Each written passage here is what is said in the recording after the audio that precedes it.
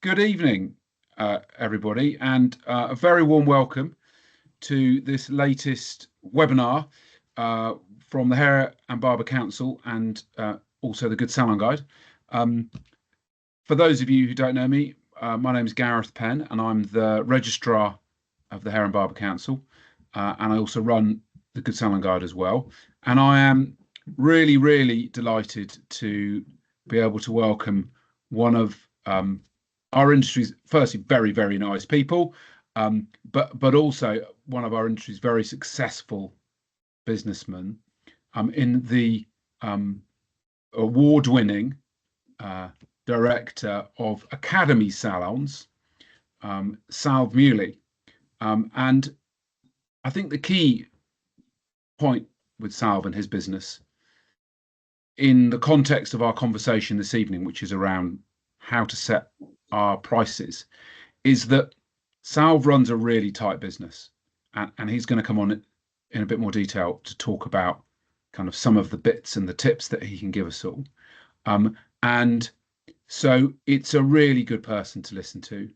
You know, there are a lot of, and I'm sure some of you heard me say this before, there are a lot of snake oil charmers trying to sell business advice tips out there on the internet. Some of them are amazing. Some of the advice is frankly negligent, and we would, strongly recommend against some of those people. But we'll dive in with Salv and Mo. A little bit of housekeeping.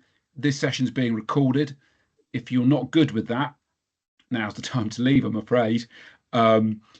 If you've got any queries or questions, please pop them up in the chat during our conversation here, and we will do our absolute best to answer your questions. If there's a little bit too much detail in whatever you're asking and we need to pick that up after the session, we'll just ask you to give us your email address and we will get in touch with you probably tomorrow by the time we're done.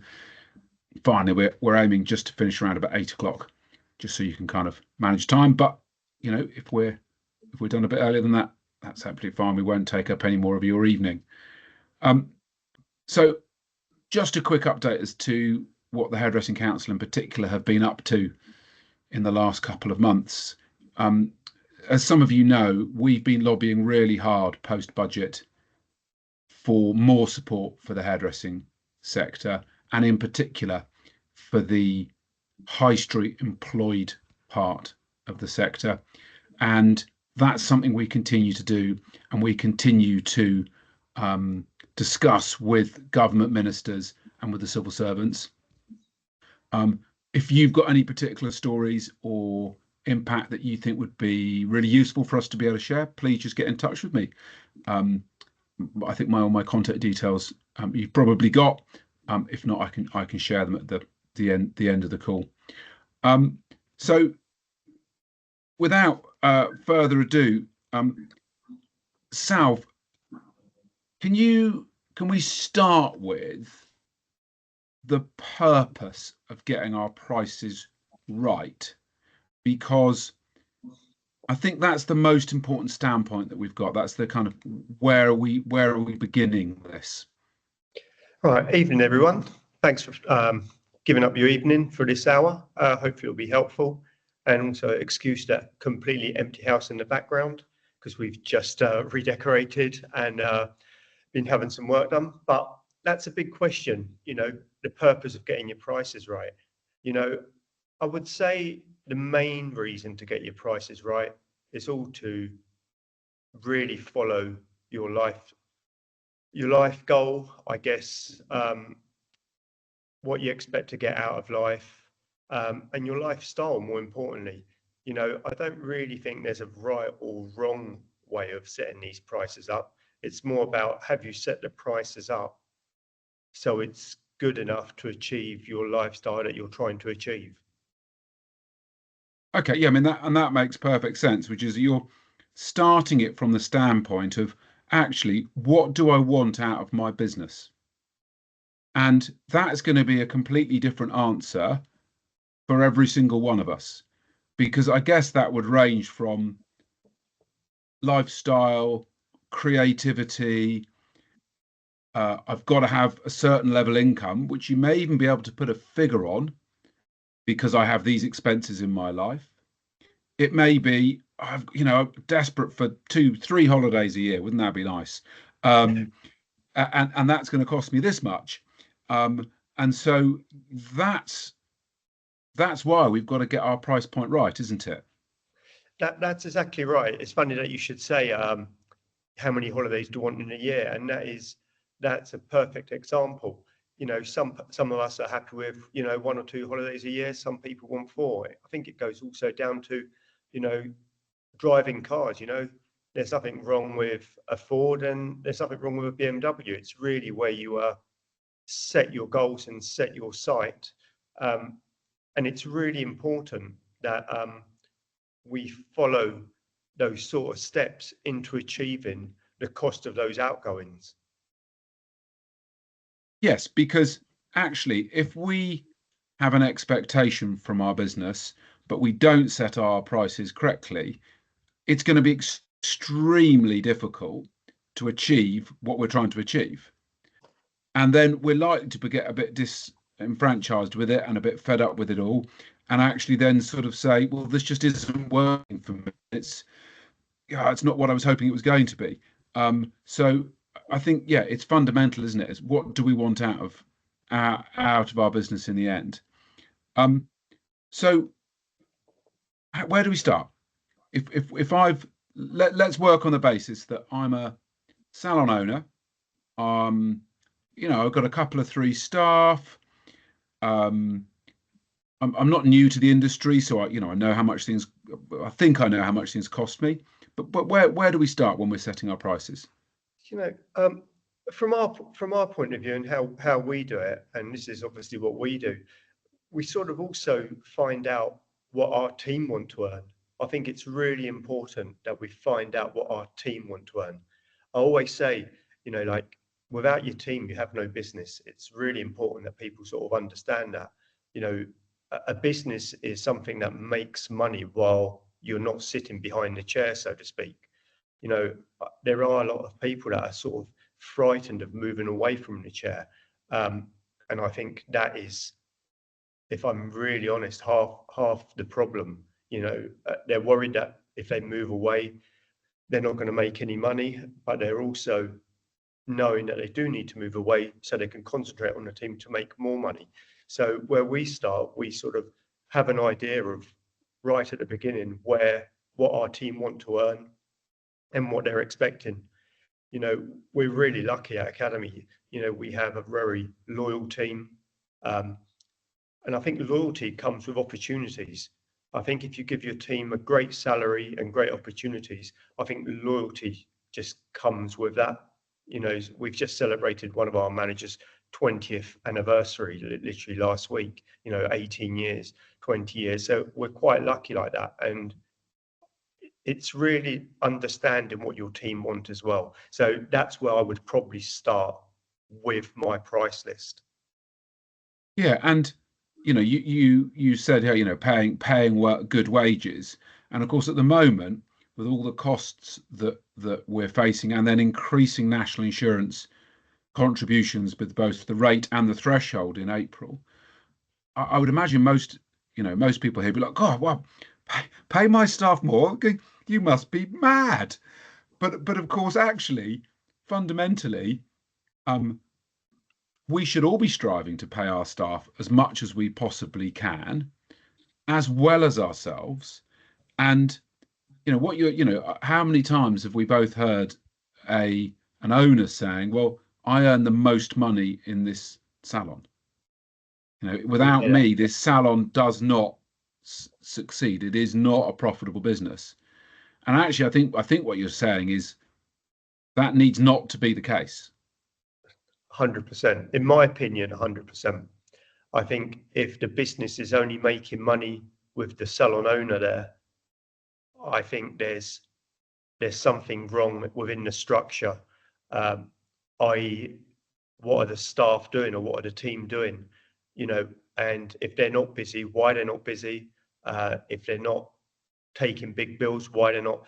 taking big bills, you really need to go into the whys. Like I said, a business really needs to run without you behind the chair.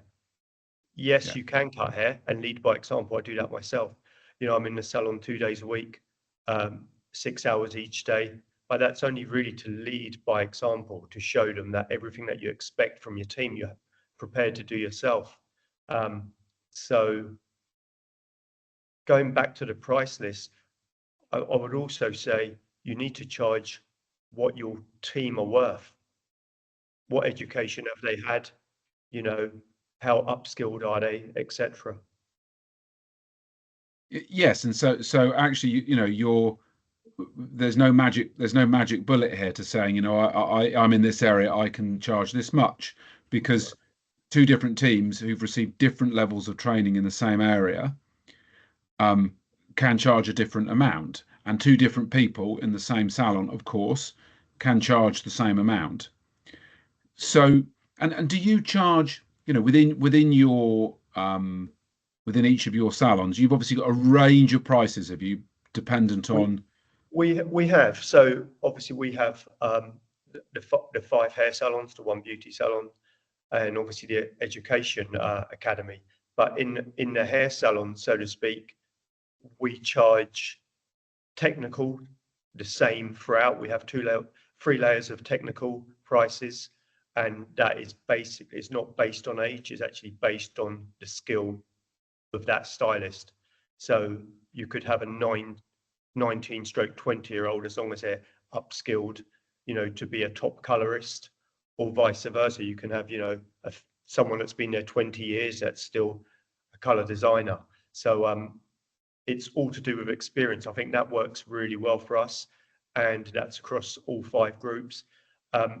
And the rest of the prices vary between the 5 salons. I think we've got 3 different prices between the 5 salons, but that goes back to, I think, what we're talking about now is those prices are made together with the outgoings of the business. So let's example in site A, where we pay a lot more rent than site B, the prices have to be higher so we can make sure that we have enough money to cover the goals that we've set. And like I said, it starts at the beginning. Yeah, I mean, and that's so, you know, you start with your blank piece of paper, and on that you will list, before you can set a price, before you can consider what you're gonna charge, you need to list all of your costs. Definitely, 100%. And you might need your accountant's help with that, I guess, Yeah. because not all of us are like you and me, who like spreadsheets, and you know, have got that all down sort of week by week, month by month, because of course some of our costs are weekly, monthly, some of them are annual, maybe rent, Yep. business insurance, and of course some of those costs are flexible. Let's just use product and color for that. And I guess that's where it gets a little bit more complicated, doesn't it? About working out what our sort of fixed cost base is, and then our Definitely. flexible cost base. I would, the way we do it, and the way I guess I suggest we do it, is we work on a monthly basis. So our targets for the team are monthly. I work on their monthly salary. So then we have monthly fixed costs. What I call fixed costs are your rent, your rates, obviously divided by 12, whatever they are. Our utilities. We have a percentage of wear and tear that we always use from the year or accounts before. So we have pretty fixed costs. What we don't fix is obviously color and products, because we keep that in a separate department, just because that can vary the more or less color you do, etc., etc. So that's like a little thing separately that we can talk about maybe a little bit later on how we budget for that. But what you really have to put in there is the goal of the salaries that your teams want to earn. I think that's really crucial. Okay, so you've got kind of fixed costs on one hand, you've got then your kind of flexible costs alongside it. Mhm. On the other side of the ledger, you've got, this is what I want to be able to pay myself for my own goals, and this Yeah. is what I want to be able to pay my staff. And of course, we've got to be realistic here. You know, the staff can't just pluck a figure from the sky and say, No, of course. I want to be paid £70 an hour, Yeah, thanks. And it's your business after all. So that's a conversation to have, isn't it? of course. I would also say that to get the team to understand your mentality and the mentality of, obviously, we have to be realistic in what we can earn within our industry. I'm not saying that there's no limit. Obviously, there are limits because there's only 8 hours a day, 5 days a week, and a certain amount of clients that you can do. But I think make them clear of that. I think a lot of people go into, we have that bad name where, as in hairdressers, oh, we don't really pay that work, etc., etc. But I think if you perform well, you definitely get paid well. And I think we need to, all of us collectively need to really make that out there. You know, we've got a lot of team members that own their own houses, drive nice cars, have nice holidays, uh, and they've earned that. I haven't given that to them. I always say, like, you know, the money that you get paid for your salary comes from the client. It doesn't come from South's Bank. You know, the client puts it in South Bank, and South Bank gives it to you. But that's something we've got, within our culture now. And we laugh and joke about it, but that's the honest truth. I think that culture is really important, isn't it? Which is that it is the client that makes this happen. But importantly, it's about, I think, the good news story about hairdressing, because I think one could be really negative about it, and one could, look at all the people who, maybe come out of certain methods of training, particularly through FE, who then aren't salon ready, aren't commercial, can't really work on the salon floor because they don't have the skills, they're not quick enough. But actually, let's also celebrate, really importantly, how successful you can be with hairdressing, and how, if you work hard and you invest in training yourself and those around you, this is an amazing industry that can give you a great career. I think we it's a bit of a hobby horse of mine, as you may you may gather there. So we've got kind of that. Is there anything you would exclude from that cost pot? Well, it's not about excluding, but I think we all need to remember that if you're VAT registered, you've got to make sure that VAT, you've got to get it in your head, is not yours. It's really rude. That I can't go on about that enough. I'm a little bit OCD with stuff like that. I literally move the VAT money every single week into another account, so it doesn't affect my cash flow. It doesn't. It's literally in another account. So 20% of our takers goes into another account every single week. I think it's really important. Yes, because you're right. It's not your money. We're just the collector. We're just collecting it. I'd love it if we could charge them for collecting our money, but we can't. So you've got a separate bank account that you put the VAT money in every week, so there are no surprises. Definitely. And of course, that's not something, if you're not VAT registered, that you need to worry about, because you're not able to do that reclaim bit. It's just a higher cost. So there's slightly different ways of doing it, I think, of working your prices out if you're VAT registered or not. Because of course, if you aren't VAT registered, you just have one figure, and that's what your costs are, whether they were inclusive or exclusive of VAT. But if you are VAT registered, I hope I'll get this the right way around and you'd agree with me, but all of the figures we work on are excluding VAT. Definitely. Yeah, Definitely. because otherwise it's fool's paradise of looking at definitely. this great big figure. 100%. Okay, brilliant. I think that leads us to the phrase which I'm sure lots of us have heard before, which is that turnover is vanity, but profit is sanity. And I think that's an Alan Austin Smith saying. What about sort of any services or members of staff that are lost leaders? Okay, I'd probably start with services first. Okay. Yeah. I would say, because it's quite a quick one. I think any service that doesn't break into the percentage of profit that you're trying to achieve for your goal, I would probably dismiss.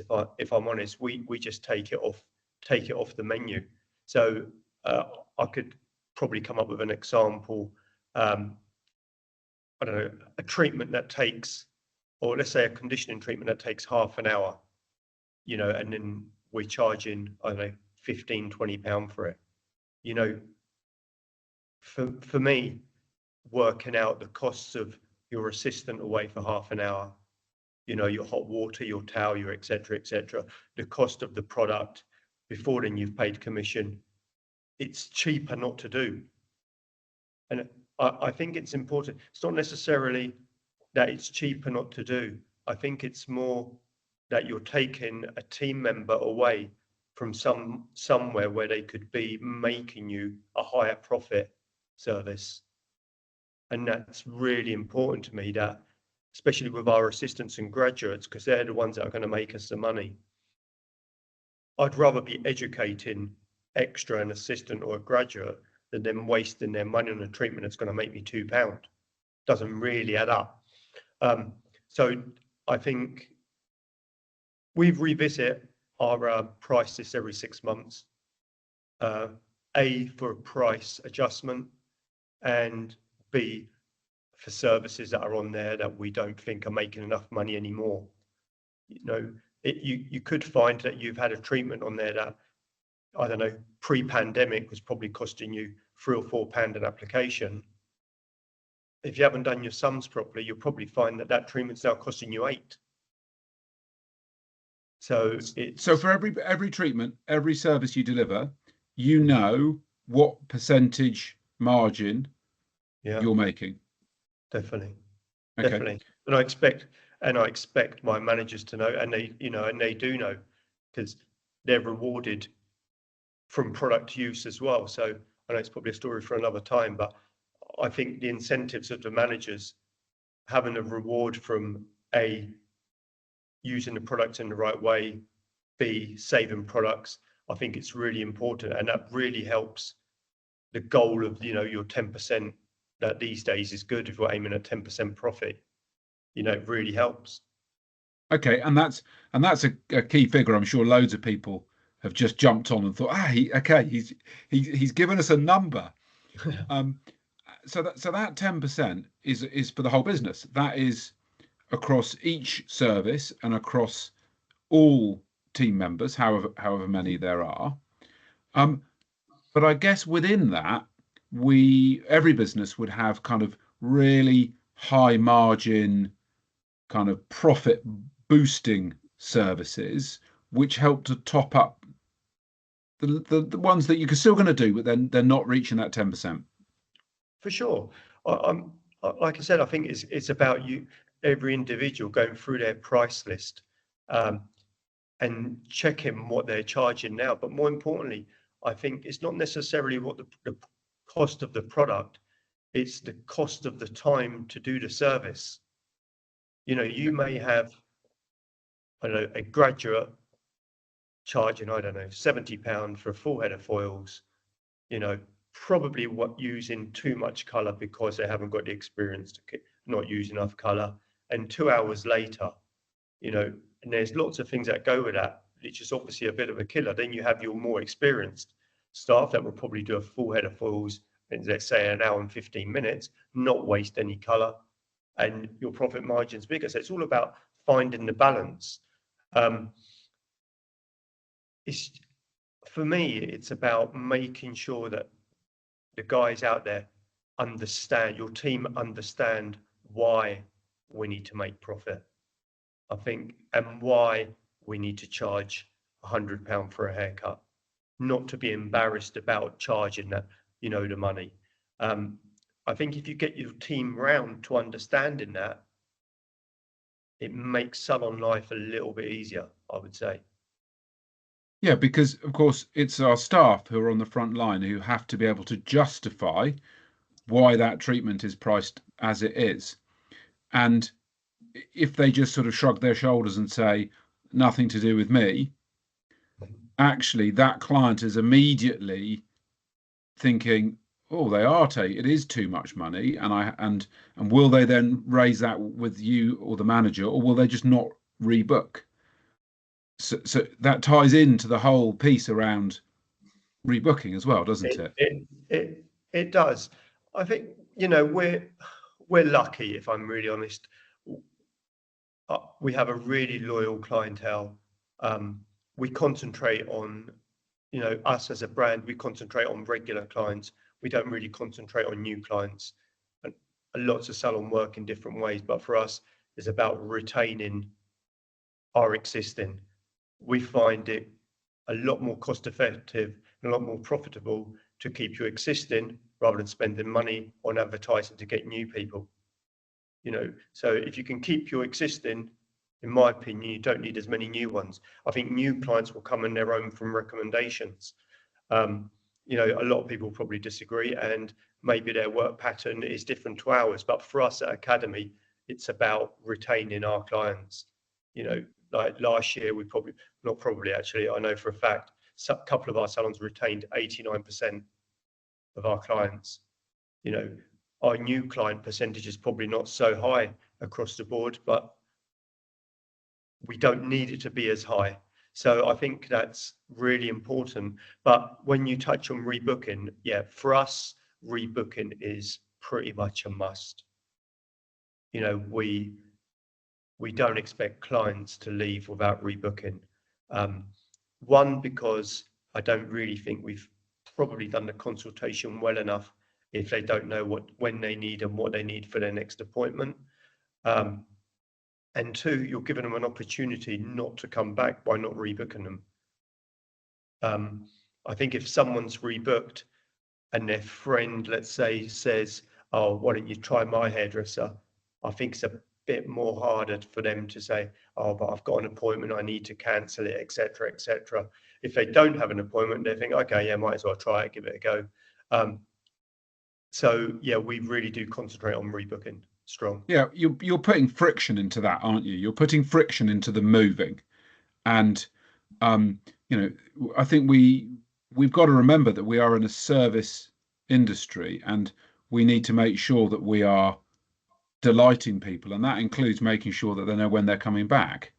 And there's a good business reason for that, Of course. for our profitability, but there's also a good client care reason for that, because otherwise their hair isn't going to be looking its best when they've forgotten to rebook. Exactly. So yeah, absolutely. Now, one of the, talking to your clients, and that links into something that I I find really worrying, but I hear it all the time, which is the number of people that set their prices based on what the salons in their local area are charging. And because I guess the view is, well, I can't charge more than the salons round the corner because the area won't take it. The clients in this place, and every area is different and has a different ability to spend, and you can't take your top end prices and put it in the middle of a really deprived area. Clearly that isn't going to work. But what's your response to kind of that sort of comment about locality? The first thing I would say is definitely don't look at what next door are doing or the salon up the road are doing, unless you know exactly their spreadsheet and their accounts and you can see their ins and outs. You could be copying a salon that's down the road that is making, I don't know, 10% loss. You just don't know. You just don't know. You just don't know. So I would say definitely keep away from what other people are doing. It's totally irrelevant to your journey. What I would say with areas, it's maybe not as straightforward, but what I would say is clients will spend money where they think it has a value. You know, in our salons are in Surrey. Yes, we've got great areas, but we've got salons that charge 30% less than us. We've got salons that charge 50% more than us. You know, it doesn't make it good or bad. It's just, we're just on different journeys. I think it's really important that your team understand that, more importantly. You know, the price list needs to go back to what we said at the beginning. It needs to be your journey. When you start that journey, you know where your salons are. You know if you can achieve your 4 holidays a year from where your salons are. Like you said, if you're in the middle of, I don't know where, and people have no money, like the first thing I would say, and I was taught this years and years ago, like you can't judge people. You know, you honestly can't judge people. It's people will spend money where they want to spend them. We actually probably find, like if we went for a database, that sometimes we do, it's probably the non-wealthy areas that have a higher average bill. So yeah, you know, yeah, don't judge and don't make an assumption that because of where you perceive you are, yeah, then you can only charge so much. you're right. You know, and I think you have to deliver value for money, and the value is what they think is value. You know, like you could probably jump onto hair extensions just for a quick, because that's a sort of a young generation thing. You probably find that most people in our salons that have hair extensions are students, or maybe, let's say, supermarket workers, and no disrespect to them, but as in not high salaried. You know, that's our biggest audience for hair extensions. But they find the money every 3 months. So and they keep coming back. They're not going down the price point. No, you know, and I know I'm old, so I don't really know too much, but social media wise, you know, young generation like follow what's happening in social media. You know, they will find the money somewhere if they think there's value in what you deliver. Yeah, and totally. And I mean that ties in really, I suppose, to also making sure that we're offering the services that we have the skill set for, and that there is the demand for. Because you know, in another area, you might be the best person in extensions in you know 10 miles, but if that's not your client group, yes, people will travel, but probably not enough to make your business work. Definitely not. I agree. So yeah, absolutely. I mean, I think we've got to. So if we, you know, we've done our prices, we've set our prices, clients come to pay. If they query the price they're being charged, as in, you know, well, that's a lot of money. What are you training your team to respond?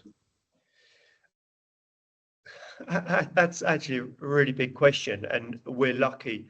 You know, we don't get that too often, if I'm really honest.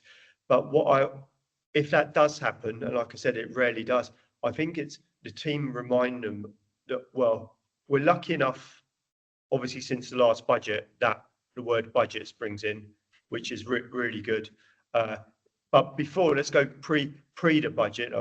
You know, it was costs of going up. You know, you have manufacturers putting their costs up at last year, like twice a year. You know, our utilities. The thing is, clients understand because their own utilities are going up at home. You know, if anything, we've had more people the past 2 price adjustments that have actually understood before we've done them why we've done them, and that doesn't really happen generally. So I think we are lucky in where we are, but where we are comes at a price as well. So it's like pros and cons, you know. But we don't get it that often, if I'm really honest. And if we do get it, we just explain that the costs are more expensive, and we're trying to keep the high street open, you know. Well, I mean, and you know, hairdressers are one of the very few footfall generators on the high street, and you know, we're lobbying government hard to make sure that that's fully understood, and that actually, if all you have is coffee shops, then actually you don't really have a vibrant high street and all the societal stuff that comes with it. Do you advertise when No. you're going to increase your prices? So let's say, you know, come the We will beginning of set, January. so what we do every like I said, we do ours twice a year. We tend to stagger technical and then services, and then if we need to, a little bit of both, but it gives us a bit more leeway, so it's not too sort of heavy. And we just communicate with all our clients, send them an email first, 8 weeks before. If they've rebooked, we honour that price for that visit. So if they've already got an appointment in, we honour that price, and then it comes from the time after. But if I'm really honest, the team tend to have it in conversation as well. So we don't really want our clients to have any surprises, and the clients, I think, appreciate that more. You know, I do hear people are like, but when you went to, I don't know, Waitrose, they didn't tell you that the milk was going up and they still put it up. I think, yes, people don't tell clients, but I think from our point of view, the more communication we have with our clients, the better. You know, our clients have been loyal to us for like years and years, so we want to look after them. I think that point there is really valid. It's that you want to reward that loyalty by saying we respect you and we're telling you why we're doing this, and but equally it can only be that price. You'll if you've rebooked in that time scale, we'll honour the old one, but that is now the price because our cost base has changed. There's a little bit of flexibility within that, if I'm really honest. You know, let's give an example of a lady that comes twice a week for a blow dry. You know, and she says, oh well, it's got like our last price increase, our blow dries went up by £10. You know, so if someone comes twice a week, you know, that's £20 a week. So we don't want to upset people like that. So we've created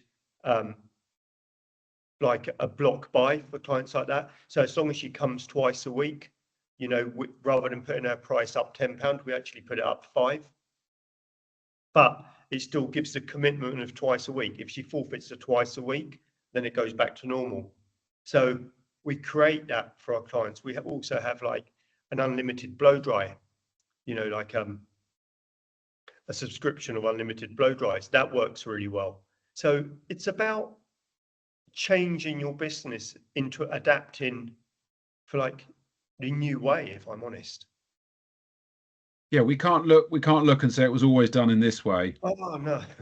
I mean, we'd still be doing, or everybody would be doing perms and nothing else if Exactly. Actually that was what, you know, I we wish hadn't they came back because they're very profitable. So AJ's asked a question, which he says you're very lucky, Salv, and he's right. Okay. What he says, what percentage do you increase by? And I guess that, AJ, if I've got this wrong, please say. But I guess that would say product manufacturers increase the color price by 12%. I think he's probably saying, how do you price that into your price increase? It goes back to you know, it goes back to the beginning, you know, starting with that end in mind. You know, if you have, let's pretend last year you had 12% net profit, you know, and you know realistically this year is going to be 10. If it falls within that, I personally wouldn't really work the exact 12%, because you might find that a manufacturer, let's say, it's gone up 10% because it's an easier number.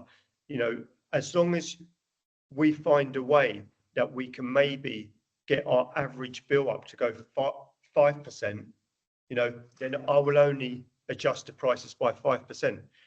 It's really important that we don't become greedy also. It's really, because you will get found out. People aren't silly. I don't think greed's a good thing. You really need to make sure that you're doing it for the right reasons. So that's how I would do the color is the main issue, if I'm really honest, because your utilities and your gas and your rent and etc. Generally speaking, you like to think that you've got them fixed for 3 or 4 years, so you can work that out exact. But with the also, no matter what manufacturer you're with, in my experience, if you're struggling or you need help, they are willing to help. Do you know what I mean? Because they don't want to lose you as a client, because they're finding it tough as well.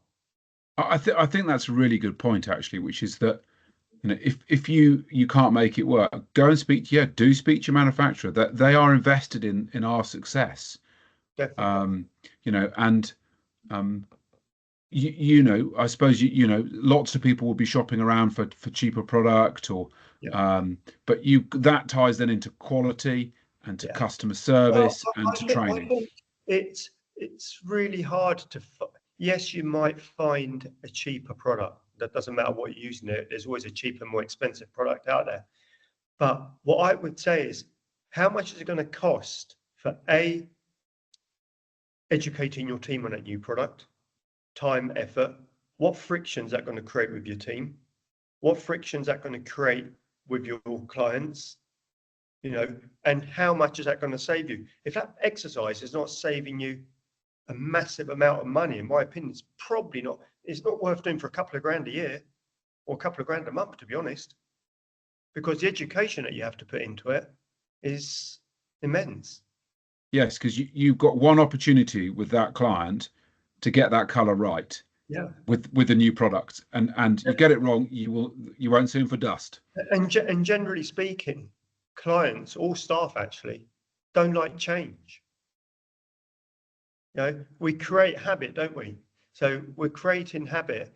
And then we're trying to do the opposite just to save, a few percents of profit. It doesn't really, for me, it doesn't really work. But everyone's different, I guess. Yeah, and you've got to do things that you feel are right, and based on your business and your cost base. And I guess that leads me to, if you've got an established salon, you've been trading for a long time, and hopefully after this conversation, you sit down and you get your pencil out and you work out, actually, I need to substantially increase my prices because I am I'm not making any money at all. I'm not able to have my staff what I want. Perhaps as a result, looking to change from employed to self-employed people, and all of the problems that can potentially bring. What's the best way to address that? First of all, I would say, don't make any drastic moves fast. I would really analyze your accounts and where you're losing and where you're making your money from the beginning, and then rather than straight away adapting your price list, I would first see what can you do within what you already have to bring more income in. I would say, I don't know, conditioning treatments. That would be my first easy. I always start with conditioning treatments because generally speaking, they don't take a lot of time. And again, generally speaking, depending where you are, they're always going to be between, I don't know, 15 and 25 pound at a guess. So that's a lot of money for 15 minutes of your time. Are we doing enough of them? That would be my first thing. The second thing would be, and I know people don't really like hearing it and there's no money in it, but it's really important, like the big bad word retail. It's really important, and no one's paid me to say this, by the way, that your team recommend the right products to the right client in their consultation. I can't honestly express that enough. And the reason is because clients, once they've spent 150, 200 pound on their hair color, will buy products somewhere. Not necessarily from you if you don't recommend them, but they would definitely buy them somewhere. Because they've invested 150 or 200 pound into their hair, they want it to last. You probably don't want it to last, so they come back more often, but they want it to last. And they will buy products somewhere. Yes, it may be online. Yes, it may be from the salon next door. Yes, it might be they've got a voucher somewhere, but they will buy it. So you necessarily might not make a lot of money out of that retail, but what you will do, add another notch to the loyalty of the client staying in your salon, which has a price as well. Yeah, I think that's absolutely right. I mean, you're also, it's about the customer service element, isn't it? It's about saying, I want you to enjoy every element of the service that you've received here, and for your product, your treatment to last. So, because of course, again, something we hear all the time is, stylists saying that I'm not a salesperson, and my response is, no, you're not selling. Recommending. You're recommending. You are, as part of the consultation, and there's we bang on about consultations all the time, but every client on every single visit, irrespective of how long they've been with you, because don't assume that they don't want to change or something hasn't happened. And so, yeah, absolutely. Now, the key thing, I think, when you're working out your price point for your retail is the VAT, isn't it? Definitely. It goes back to the exact same thing, and you will find, you will have manufacturers coming in. Oh, you get 40%, 42%, 38%. All right. The honest truth is, you don't really make that margin. Okay, you need to understand that if you're buying a product for £10, you'll have £2 VAT on there. You're selling it for 20, there's £4 VAT to give back. So you claim 2 back, there's 2 lost. I think that's the really basic way of explaining it to people. So I think if you understand it like that, it's a real big help. So I would say go into retail, not about necessarily making money out of the retail, but what it will do, it will buy you loyalty, and it will also pay for the stuff that you use in what we call salon use in the salon. Liters of shampoo, they're coming from somewhere. So if you're not recommending products, you're probably just buying them somewhere else. So as long as you can make sure that you recommend enough products that even pays for the back bar, then that's a profit in itself. Yeah. And of course, you're not setting the price of the retail based on Look Fantastic or other websites, because they don't have the same price point. Definitely not. They're having it delivered with a lorry load. Yours is coming in a box. Exactly. So what I would also say about that is, like, we do have a price match policy. Speak to your manufacturer.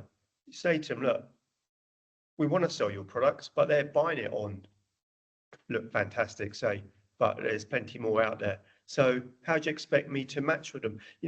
Have a conversation, try and there will be understanding, because at the end of the day, your manufacturer needs you. Like, you need clients, they need you.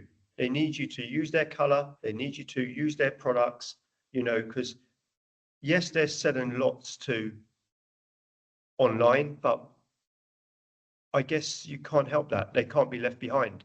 So it sounds like I'm defending them, but I'm not really. It's just a way of life. It's just a different way now, but there's still ways to recommend products. And, with us at Academy, we do like a little retail journey, and all we do is we use it at the backwash. We put it in a little box that says, take me home. We put it in front of the client. We leave it there. We spoke about it at the backwash. No, don't speak about it again. And then when we finish the client, we just pick it up and take it to reception. And then it's over to front of house to do her bit. And generally speaking, clients, it's not that they don't want to buy it. Maybe they've got stuff at home. Maybe they're going to buy it next time. And also with many software systems now. You can just upload that you've recommended products. You know, you can send them a text to remind them in 4 weeks. There's so much that you can do, and it's automated, so it doesn't really cost anything. So all these little add-ons, I would say, look at first before you go crazy with your price increase. If you have services that you know you're doing too many of, and you know you could probably lose 20%, then they're the services that need to go up, in my opinion. You know, this is why we put our blow dries up by £10. We were doing so many blow dries, even if we lost 20% of them, we'd still make more money. It's really important that you look into that. And that ties in nicely with the question Gordon has raised, which is, where do you place your value on the cut or the technical service? That is, are you charging more per minute for a haircut or for a foil or a colour application? And that kind of links into something which I think we've seen a little bit more of coming through, which is pricing by time. Mm-hmm. Where do you sit with that? Well, I guess it'll also depend on how you run your salon, if you run it technical heavy or not. You know, where our salons are based, we do a lot more colour and cuts and blow dries. You know, colour cuts and blow dries and treatments. That's generally where we're at. So with technical, yes, the bill is big, but what I would say is you've really got to be careful with, these days, the time and the amount of cost of product is big too. So it's really about finding the balance on how you've put that out yourself. But for us, you know, we work on the rate that in 60 minutes, really what we want is £90. That's our numbers. That's what I've worked out, you know. So we basically expect to earn £1.50 a minute. That's the best place for us. But everyone would be different. So it wouldn't be really right for me to say where you should be, because I wouldn't know until we went into it a little bit further. No, and I think that, yes, I think that that definitely has to come with a health warning, which is that those are your figures. Yeah, they're my, exactly. You know, don't be looking at Salve's pricing and thinking, just like we said earlier, don't go and look next door. No, of course. But you know, I think what's interesting there is there's a lot there that barbers can take as well, because you know, barbers a bit slower to perhaps coming around to taking card payments, and absolutely miles behind, in my view. And there are, of course, some others that do this, but miles behind, in my view, about selling product. And you know, I can't remember going to a barber's and seeing product being sold in any way. And I think for barbers, that's such a trick missed. Oh, definitely. Well, I would say now, our clientele, well, my personal clientele is probably 60% gents, 40% ladies. You know, within our business, I would say it's probably 30% gents, 70%. But gents definitely spend more money on themselves now than they ever did. Yeah. You know, we have honestly found that a lot. You know, we recommend a paste that, and generally speaking, every other haircut, because it tends to last every other haircut, or a gent's taking a paste, they definitely look after themselves more. You know, we have a beauty salon in one of our salons. You know, we're having more and more gents having manicures and pedicures and facials. You know, if you rewind pre-pandemic, it didn't exist in our salons anyway. But I think that's right. And I think, you know, a lot of guys, and it is, you know, dependent on, it's not everywhere, but a lot of guys don't want to just sit and wait for up to an hour or however long it is to have their haircut. Actually, what they want is a booked appointment, because they're busy and they're squeezing it in between work and whatever, you know, working from home, whatever their working style is. So absolutely, if you don't do gents, upskill, get some training. You know, there are some really good guys offering that sort of training now, and you know, start charging guys. So Lily asks, how can we motivate apprentices to try and match their wage or more in takings? Brilliant. Lily, we're getting into the whole socio Gen Z. Yeah. That's a brilliant question, and it's funny because, you know, rewind 2 weeks ago, our AGM, we were literally just talking about that. you know, if I'm really honest, we changed the way we dealt with and educated assistants in April 24 when we had that massive 16% pay increase for them. The first thing that we did was we actually changed their contracts and reduced their hours to 30 because they became very expensive. And we're still on those 30-hour contracts now. Going back to how can you get them to make money, we've kept it really simple. They all have their own Instagram, Facebook pages. We get, after 6 months, they're allowed to do blow dries, root color, and treatments in our salons, and we keep it really simple, where every time they get one of them in off their own back, they get £1 per service extra on their wages. Okay, so there's a direct link. A direct link. It works honestly so well. They're hungry for the client. If I'm honest, it's not really the money. You'll probably find the young generation, you can't really motivate them with money. You have to motivate them with time. They would rather have, I don't know, a Saturday off, say, or not do a late night, or come in late rather than have money. Money for young generation, 16 to 18, where, you know, it might be different around the country, but where we are, it's not money. It's everything else that goes with it. I think that's right, because, you know, we mustn't look back on when we were that age and we needed money to spend because we were going out and, you know, life was different. You know, socially, life is different now for that age range. They don't go out pubbing, clubbing. Right. They live at home. So you're right. So the time is what they're after. But I guess that's different for every team. And that goes right back to the beginning of a conversation, is what is it that our team members want out of work? And then set our pricing to allow them to achieve that. The good thing that I would say to Lily that asked that question is, by taking them off the, say, assistant role and getting them to do a blow dry, or you can skill them to do that blow dry and treatment, you know, generally speaking, like I said, a treatment's going to probably cost you maybe £15 profit, especially for an assistant, you know, and they're going to probably do, we call it an express blow dry for 25.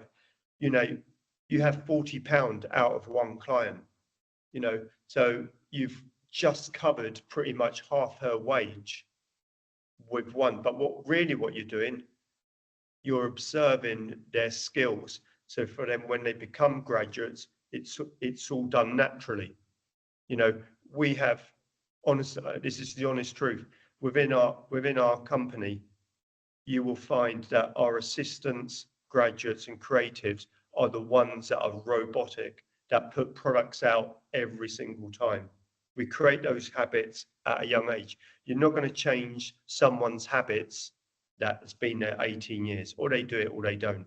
You can't change them. You have to forget about them, use them for another reason, and use their skills better. But really what you need to do is embed your culture into your young generation, because they're the ones that are going to come up the ladder and make the profit. Yeah, and I mean, that's a really nice, yeah, as we creep upon 8 o'clock, Sal, what a positive way to kind of finish off, which is that, you know, these young people are our future, and we, you know, get them right with some great training, and the future's great. Definitely. We hope.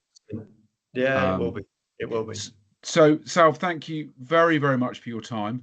I've really enjoyed it. Thanks very much. Thank you, everybody, for joining us. If from this you've got some more questions, there are often more come up that we think about afterwards, please just get in touch with me, either through the Hairdressing Council or through Good Salon Guide. It's all me, and I can then pass your details on to Salve, and, you know, we can try and give you some bespoke help if at all possible. So, and of course, this will also be available on both websites once it's been uploaded, for you to pass on and share. So thanks again, Salve.